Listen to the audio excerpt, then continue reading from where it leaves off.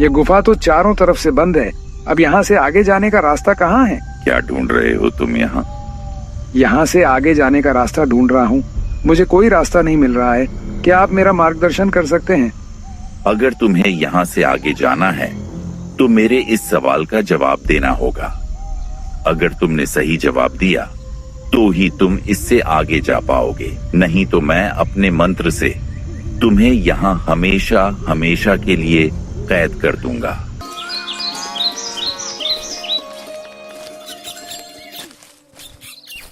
एक गांव में मनोहर अपनी पत्नी और अपनी बूढ़ी माँ के साथ रहता था।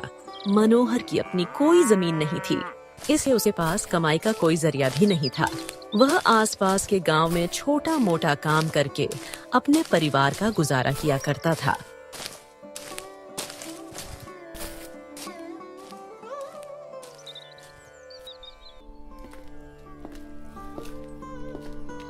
बेटा मनोहर, आज दिन भर कैसा रहा? क्या कोई काम मिला? हाँ माँ, आज पास के गांव में खेत में काम मिला था। थोड़ा सा पैसा कमाया, लेकिन ये रोज का नहीं है। सोच रहा हूँ कि कब तक ऐसे चलेगा। कोई स्थायी काम होता तो अच्छा होता। तुम दिन भर इतनी मेहनत करते हो, पर फिर भी कमाई पूरी नहीं होती। घर का खर्चा दिन प्रतिदिन बढ़ता जा रहा है। हम कब तक इस तरह जी पाएंगे बेटा? धीरज रखो माँ, मेहनत कभी व्यर्थ नहीं जाती। हम गरीब जरूर हैं, पर ईमानदारी से कमाई गई रोटी में भगवान का आशीर्वाद होता है। जल्द ही सब कुछ अच्छा होगा। पर माँ, मैं समझता हूँ कि भगवान हमारे साथ हैं, लेकिन कभी कभी लगता है कि कितना भी मेहनत कर लूं सब बेकार जाता है। अगर गांव में कुछ और करने का मौका मिलता तो हमें शायद इतनी दिक्कत ना होती। क्या पता कहीं और जाकर कुछ अच्छा काम मिल जाए। बेटा, अवसर खुद चलकर नहीं आते। तुम खुद कोशिश करो, कुछ नया सोचो। हो सकता है कहीं से मदद मिले। भगवान पर भरोसा रखो और साथ ही अपनी मेहनत में कोई कमी मत छोड़ो। तुम ठीक कह रही हो माँ। कल से मैं और काम ढूंढने की कोशिश करूंगा। कुछ ना कुछ रास्ता तो जरूर निकलेगा। मनोहर अगले दिन फिर काम की तलाश में निकल पड़ता है। बड़ी बाजार चलता हूँ, वहाँ शायद काम मिल जाए। ये जंगल वाला रास्ता ले लेता हूँ, इससे जल्दी पहुँच जाऊंगा। ऐसा सोचकर मनोहर जंगल के रास्ते निकल पड़ता है। मनोहर चल ही रहा था कि उसे रास्ते में एक पक्षी जमीन पर पड़ा हुआ दिखता है। जब मनोहर उसके पास जाता है तो वहाँ एक चील घायल अवस्था में पड़ा हुआ था। मेरी मदद करो, कोई मेरी मदद करो, बचाओ कोई मुझे। अरे तुम बोल सकते हो, ये कैसे संभव है? हाँ, मैं एक बोलने वाला चील हूँ। मैं इस जंगलों के रास्ते से गुजर ही रहा था कि तभी इस पेड़ की घनी टहनी से मेरे पंख टकरा गए और घायल होकर मैं नीचे गिर गया। मेरी मदद करो। ठीक है, मैं तुम्हारे घाव को भरने के लिए आसपास कुछ जड़ी बूटियां ढूंढता हूँ। मनोहर जंगल में से कुछ नीम की पत्तियों को तोड़ कर लाता है और उसको अपने हाथों में मसलकर उस चील के पंखों पर लगा देता है, जिससे चील को थोड़ी राहत मिलती है। चील उड़ने की कोशिश करता है, मगर दर्द की वजह से वह उड़ नहीं पाता। तुम्हारे चोट अभी भरा नहीं है, इसलिए शायद तुम्हें अभी उड़ने में दिक्कत होगी। अगर तुम चाहो तो कुछ दिन मेरे घर रुक सकते हो। जब तुम्हारा घाव भर जाए तो तुम चले जाना। इस घायल अवस्था में अगर तुम यहाँ इस जंगल में रहोगे तो यहाँ तुम्हें जंगली जानवर का खतरा हो सकता है। मनोहर की बात मानकर चील उसके साथ चल पड़ता है।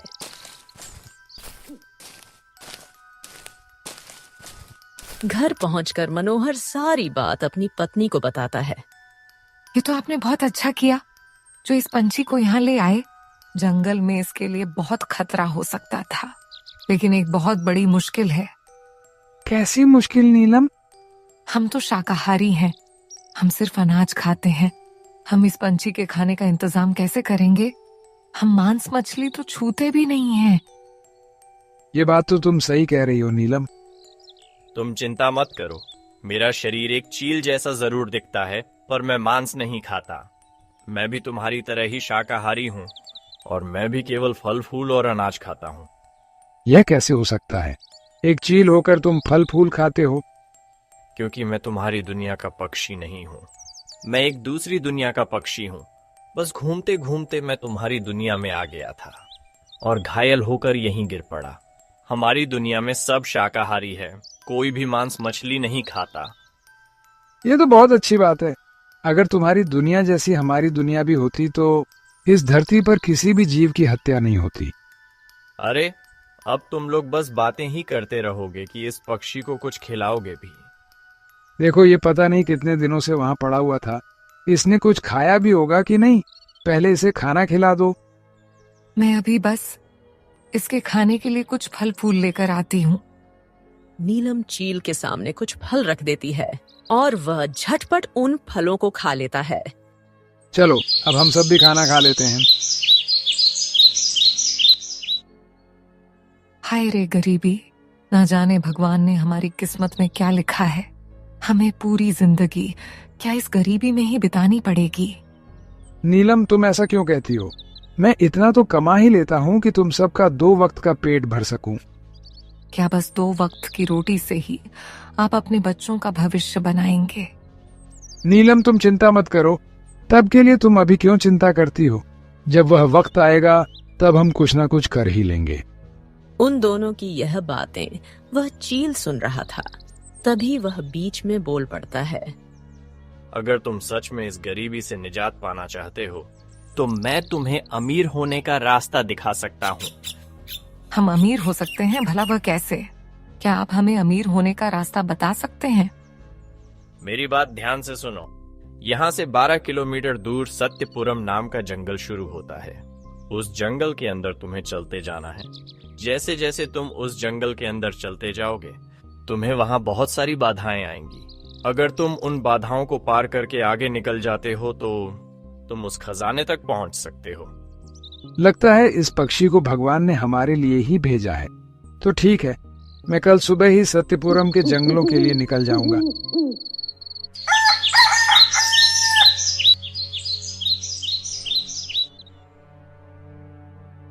ठीक है, तो अब मैं जंगल के लिए निकलता हूँ। तुम माँ का और इस परिंदे का ध्यान रखना। मनोहर, मेरी एक बात हमेशा याद रखना। जब भी तुम्हें ऐसा लगे कि तुम किसी समस्या का फैसला करने में असमर्थ हो तो अपने दिल और दिमाग दोनों का इस्तेमाल एक साथ करना। ठीक है चील जी, जैसा आपने कहा है मैं वैसा ही करूंगा। सुबह का समय था। मनोहर जंगल के रास्ते से होता हुआ सत्यपुरम के जंगलों की ओर जा रहा था।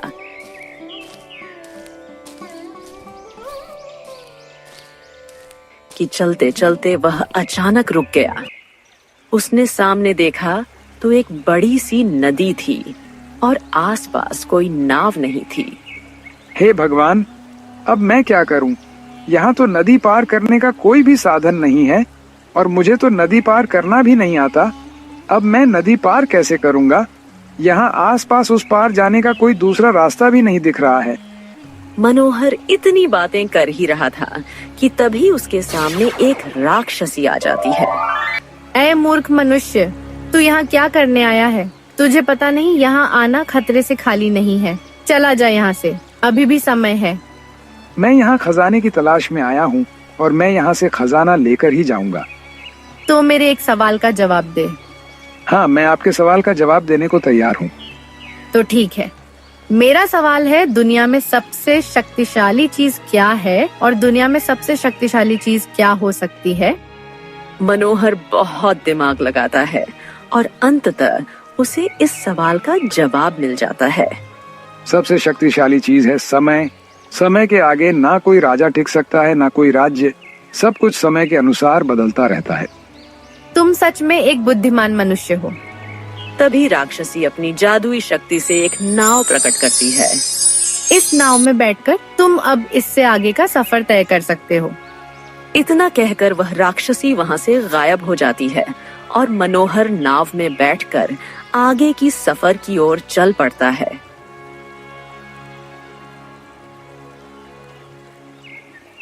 सफर बहुत ही सुंदर था।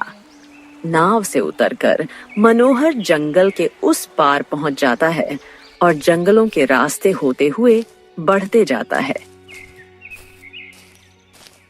रास्ते में चलते चलते अचानक वह रुक जाता है। जब वह सामने देखता है, उसे एक गुफा दिखाई देती है। वह गुफा के अंदर चला जाता है।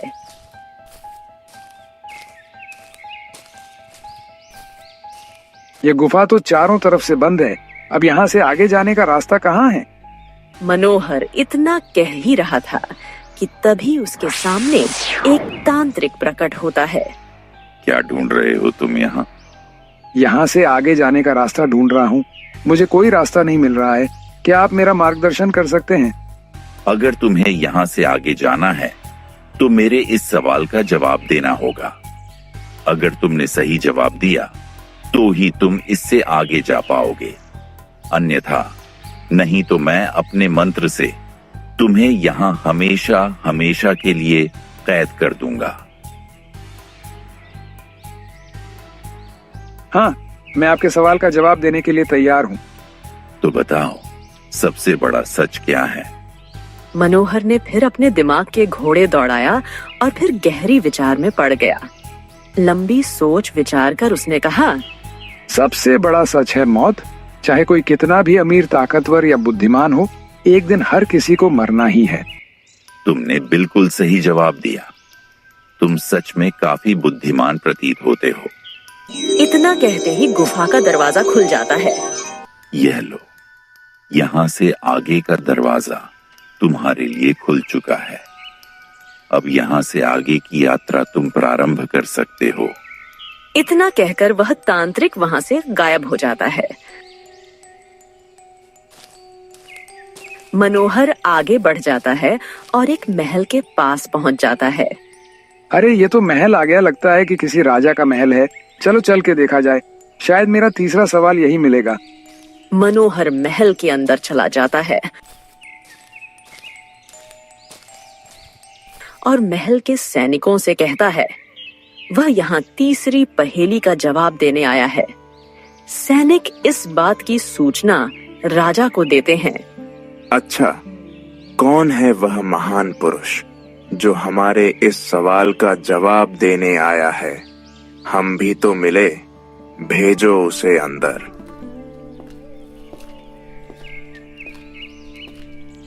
मनोहर को अंदर लाया जाता है। कौन हो तुम? यहाँ आने का तुम्हारा क्या मकसद है? अपना परिचय दो मुझे। महाराज, मैं यहाँ से पश्चिमी सीमा हरिपुर गांव का निवासी हूँ। मैं यहाँ पर आपके सवाल का जवाब देने आया हूँ। मैंने सुना है अगर मैं आपके सवाल का सही जवाब दूंगा तो आप मुझे उपहार देंगे। महाराज, मुझे उपहार की बहुत जरूरत है। मैं बहुत गरीब हूँ और मेरे पास कमाई का कोई जरिया भी नहीं है। इसलिए मैं चाहता हूँ कि मैं आपके सवाल का जवाब दूं। सबसे पहले तुम मुझे यह बताओ कि तुम्हें यहाँ का पता कैसे मिला? महाराज, यहाँ का पता मुझे एक चील ने बताया था। वह कोई मामूली चील नहीं है, बल्कि कोई बोलने वाला चील है। उसी ने मुझे यहाँ का पता बताया है। अच्छा, तो बताओ, अगर तुम्हें अपने जीवन में केवल एक बार किसी एक चीज को चुनने का मौका मिले, धन, प्रेम या ज्ञान, तो तुम क्या चुनोगे? मनोहर सोच में पड़ जाता है। उसको इस पहेली का जवाब नहीं सूझ रहा था। फिर मनोहर को चील की कही हुई बातें याद आती हैं। जब भी तुम्हें ऐसा लगे कि तुम किसी समस्या का फैसला करने में असमर्थ हो, तो अपने दिल और दिमाग दोनों का इस्तेमाल एक साथ करना। मनोहर आंखें बंद करता है और अपने सवाल का जवाब ढूंढने में लग जाता है। थोड़ा सोच विचार कर मनोहर आंखें खोलता है। मैं ज्ञान चुनूंगा, क्योंकि ज्ञान से ही मैं सही रास्ता और उद्देश्य को समझ पाऊंगा। प्रेम और धन भी सही तरीके से तभी मिल सकते हैं जब मेरे पास ज्ञान हो। मनोहर के जवाब से राजा बहुत प्रभावित होता है।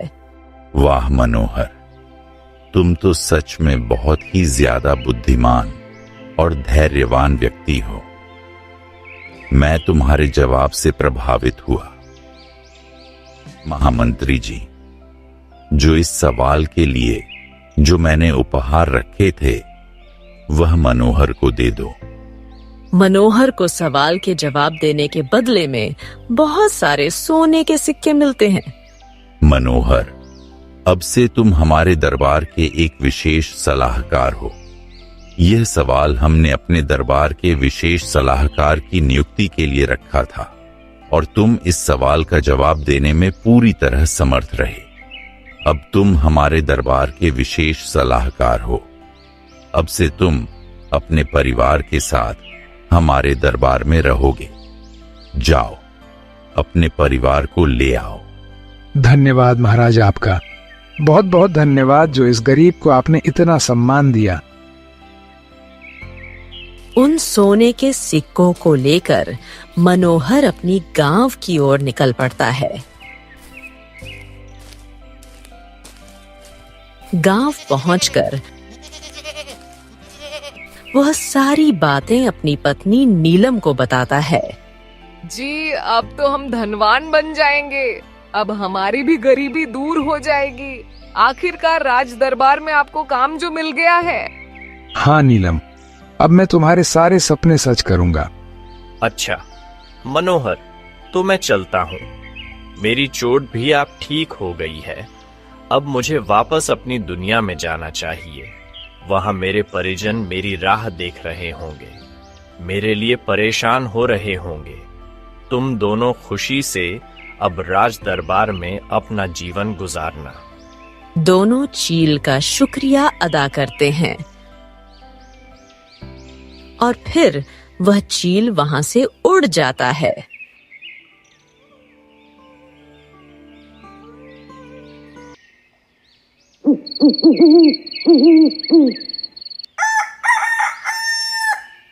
किशन भी अपने परिवार के साथ महल पहुंच जाता है। वहां उसके परिवार को एक सुंदर सा कक्ष मिलता है। फिर क्या था, उस दिन से उनके जीवन में खुशियों की बहार ने दस्तक दी।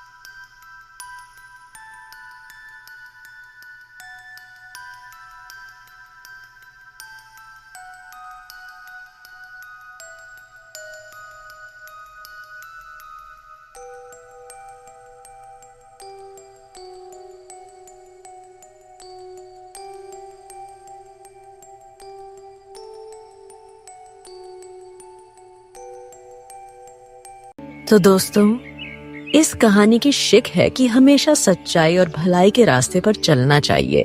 और कहानी पसंद आई है तो प्लीज वीडियो को लाइक करके चैनल को सब्सक्राइब जरूर करें, क्योंकि दोस्तों हम ऐसे ही मोरल कहानियां हमेशा इस चैनल पर लाते रहते हैं।